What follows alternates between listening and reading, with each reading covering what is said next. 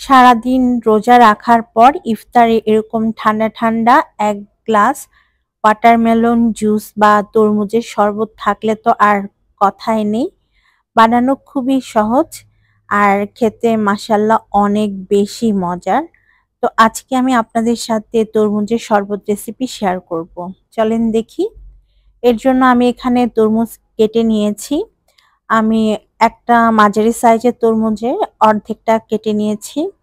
এখন এই তরমুজের টুকরাগুলোকে আমি ব্লেন্ডার জারে নিয়ে নিব। আমি যে তরমুজটা নিয়েছি সেটা খুব একটা মিষ্টি ছিল না। তাই আমি জুসটা বানানোর জন্য চিনি এড করব। তবে আপনাদের তরমুজ যদি বেশি মিষ্টি হয় সেক্ষেত্রে আপনারা চিনিটা স্কিপ করতে পারেন। আমি দিয়ে দিচ্ছি ১ চিমটি পরিমাণ লবণ, সাথে দিয়ে দিব 1/4 কাপ পরিমাণ চিনি আর ১ কাপ পরিমাণ পানি। এখন এই সবকিছু খুব ভালো করে ব্লেন্ড করে নিতে হবে। খুব ভালোভাবে ব্লেন্ড করে নিলেই তৈরি হয়ে যাবে আমাদের তরমুজের শরবত।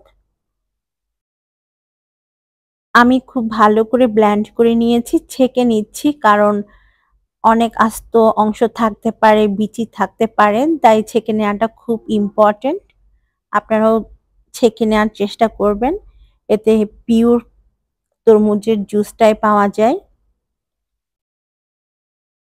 চাইলে এখানে আপনারা আইস কিউবও দিতে পারেন, তবে আমি দিচ্ছি না কারণ তরমুজটা আমি ফ্রিজ থেকেই বের করেছি।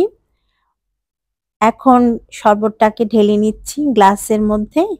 এই তো তৈরি হয়ে গেল আমাদের ভীষণ রকম মজার আর রিফ্রেশিং ওয়াটারমেলন জুস। আমার বাচ্চারা তো এটা খুবই পছন্দ করে, সেই সাথে আমিও পছন্দ করি। আর ইফতারে এরকম ১ গ্লাস যদি ঠান্ডা ঠান্ডা জুস থাকে তাহলে তো আর কোনো কিছুরই দরকার পড়ে না। তো আশা করছি আপনাদের আমার আজকের ভিডিওটি ভালো লেগেছে। ভালো লাগলে আমার চ্যানেলটাকে সাবস্ক্রাইব করে পাশে থাকার অনুরোধ রইল। আল্লাহ হাফেজ।